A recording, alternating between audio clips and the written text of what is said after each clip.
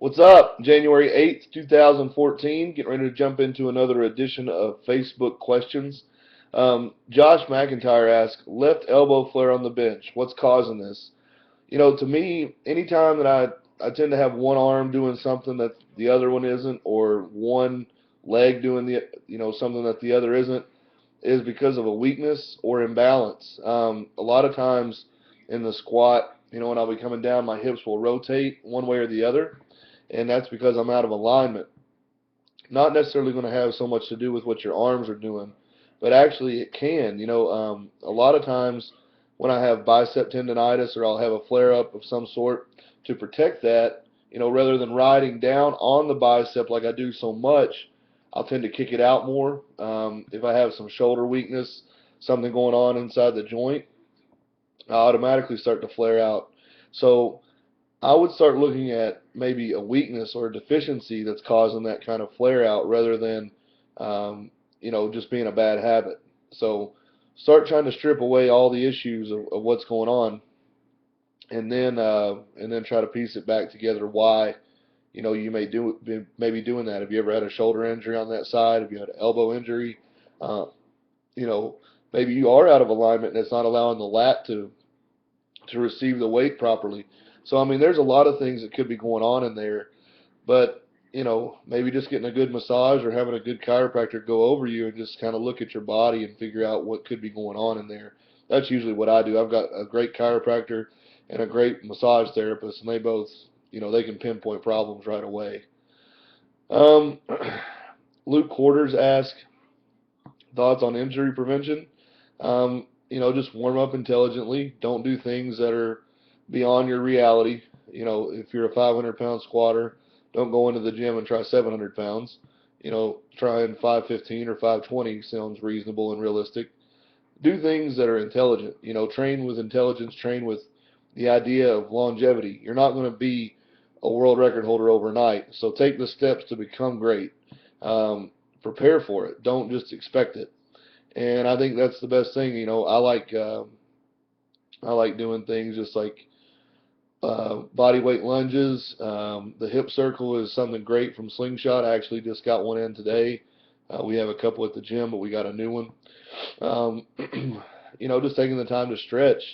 I like stretching a little bit before, but I don't necessarily just stretch like static stretching. I do a lot of movement, to open my chest up, my shoulders.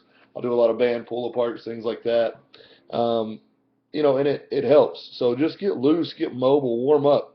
If you were going to take off running for a game or a sport, things like that, you would warm up slowly. Do the same for your weightlifting. Um, don't always go plate, plate, plate on the bench press. I usually go bar for 40, 50 reps, and then I'll go quarter plate, quarter plate, quarter plate. Warm up slowly, and that's really helped me a lot. I've avoided a lot of injuries, I think, because of taking extra time. Michael Radosevich asked, "What was my nickname at Westside, and how did you earn it?" My nickname was Mooks or Mookers. Um, that was just something. It was kind of an inside joke between me and Hoff, kind of a play off of Mookie Blaylock, point guard for the Atlanta Hawks, number 10. It was just something that came about. I mean, it was really no purpose, no point to it. We were just goofing off one day talking, and he started calling me Mookers. So from there on, it was Mooks. I've got it written on my belt still. Chris Conley asked, will you compete in bodybuilding once you've accomplished everything you want in powerlifting? Absolutely. Ben Ailing asked, dumbbell bench to increase barbell benching? Absolutely. If you can make both arms stronger unilaterally, that's going to carry over to the barbell. And I love dumbbell benches. Um, I use an incline mostly just because I like the different range of motion. But yeah, absolutely, dumbbells are your friend. Ryan Gray, your favorite older powerlifter and why? Living, still competing, would have to be Ernie Lillibridge Sr. Just a fantastic guy. I mean, just all around, just a good man. And I think the sport needs more guys like him. Um, still living, not competing. Ed Cohn, Bill Kazmaier. those two guys are great. Ed's given me a lot of great advice, and they're special people. They achieve some things well ahead of their time. So, we ought to look up to them and pay them, the respect they deserve. Dan Hurley asked board presses for raw lifters higher than a two board. I'm not a big fan of board presses for raw lifters. I talked about it in another video talking about how raw lifters so many times when they hit the boards, they'll collapse, they'll let everything go loose. I'm more of a fan of pause presses. If I was going to try to work something in line with a board press, wanted something like that, I would do the dead stop presses in a rack with the pins running across, let it stop, and then press off of that. I wouldn't actually use a board.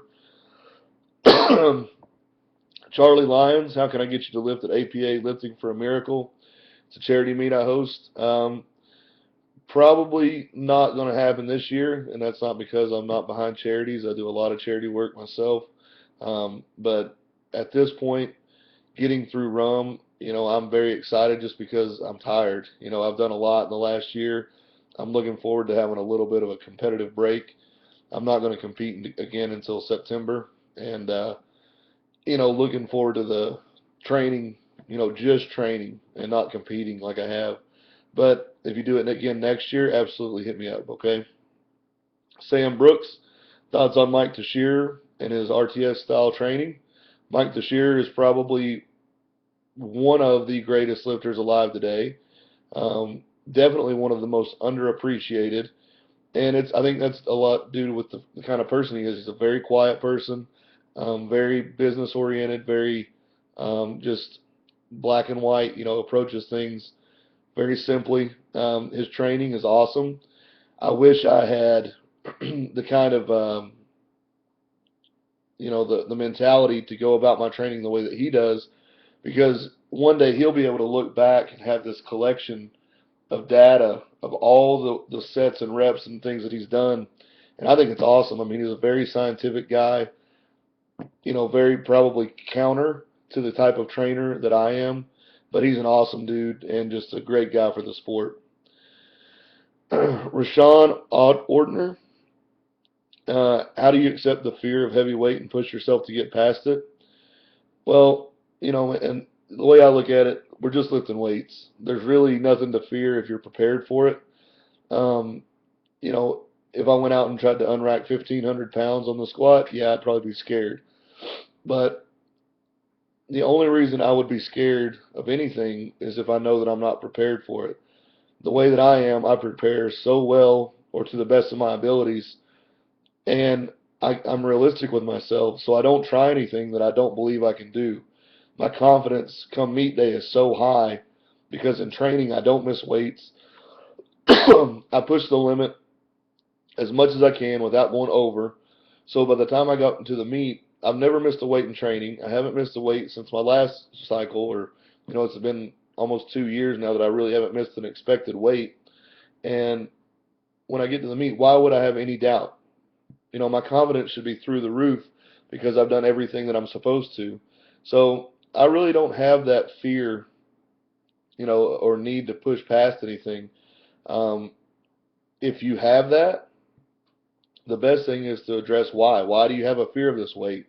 If you can squat 650 and you figured out how to squat 650, why is 700 scaring you? Things like that. If it's just a number, your brain doesn't know numbers. If you were to walk up under the bar, your body's just going to recognize this is light, this is moderate, or this is heavy. It doesn't know numbers. That's just your brain trying to fuck you up. Get under the bar exactly the same every time, like you're going to squat a maximum attempt. I tell people, I use the analogy all the time. If you were going to try to run through a wall or pick up a car, if it was on your child or on your friend, you're not going to walk up to the car and say, hey, this is probably 800 pounds. I'm going to have to exert 805 pounds of force to get it off. No, you're just going to hit it with everything you've got. So that's the way you need to train. You're not going to always know what's on the bar. Don't let yourself know what's on the bar. Have guys load it for you. Just get under the bar and lift it. Like, I've seen guys that would miss 405 on the bench press tons of times with 4 plates. We could put 3 plates, a quarter, and 2 tens, and they would smoke it. Just because they were mentally afraid or mentally weak. So, just nut up and do it. Alik Koldovsky, deadlift is weaker than squat because of weak quads. What to do? Build your quads, Um, that's really all I can tell you. If you've pinpointed it down to that you have weak quads, make your quads a priority. Do them every single day. Do leg extensions, do front squats, do Olympic squats, do lunges. I mean, leave no stone unturned. Thank you guys. We'll do this again, and I'll talk to you later.